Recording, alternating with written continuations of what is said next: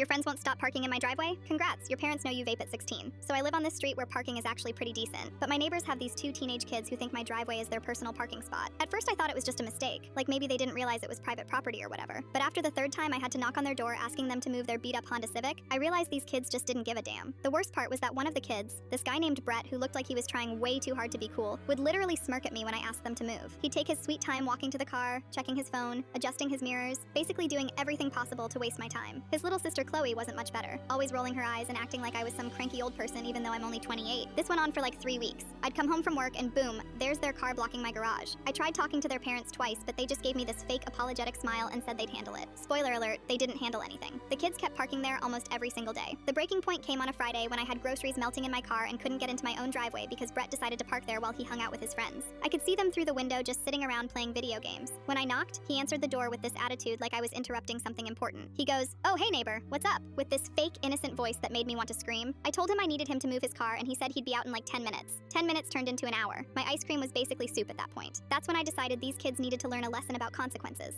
See, their bedroom windows face my backyard, and I'd noticed Brett sneaking out to the shed behind their house pretty regularly. Being curious, I decided to do a little investigating the next time I saw him head back there. Turns out Brett and Chloe had been using that shed as their secret hangout spot. And by hangout spot, I mean the place where they kept their stash of vape pens, energy drinks, and what looked like a bottle of stolen vodka from their parents' liquor cabinet. The shed reeked of cotton candy, flavored vape smoke, and teenage rebellion. Now I'm not usually a snitch, but these kids had pushed me way past my limit. Plus their parents seemed like the type who actually cared about their kids but just had no idea what was going on. So I hatched a plan. The next Tuesday when I came home to find Brett's car in my driveway again, I didn't even bother knocking. Instead, I walked straight to my laptop and started typing up a very detailed email to their parents. I included photos of their car in my driveway with timestamps, described the attitude problem, and then casually mentioned that I'd been smelling what seemed like vape smoke coming from their property and thought they should know in case there was a fire hazard or something. I didn't directly say their kids were vaping, but I planted enough seeds that any parent with half a brain would put 2 and 2 together. Then I sent the email and waited. Around dinner time, I heard yelling coming from next door. Not like angry screaming, but that specific sound of parents who just discovered their teenagers had been lying to them. Through my kitchen window, I could see their dad marching Brett and Chloe out to the shed while their mom followed behind looking absolutely furious. 20 minutes later, I watched their dad emerge from the shed carrying a garbage bag full of contraband, while both kids trailed behind looking like they wanted to disappear into the ground. Brett caught sight of me through the window and the look on his face was priceless. He knew exactly who had ratted them out. But here's the beautiful part. Their parents didn't just ground them. They made them come over and personally apologize to me for the parking situation. Watching Brett shuffle up to my door, mumble an apology, and promise it would never happen again was honestly better than Christmas morning. Their mom also came over later with homemade cookies and explained that they'd had no idea their kids were being such pests. Turns out Brett had been telling them I was totally fine with them parking there occasionally. She was mortified and promised it wouldn't happen again. And it didn't. For the next month, that driveway was completely clear. Brett and Chloe would practically sprint in the opposite direction whenever they saw me outside. Their parents took away their car privileges for 2 weeks and made them do community service at the local park picking up trash.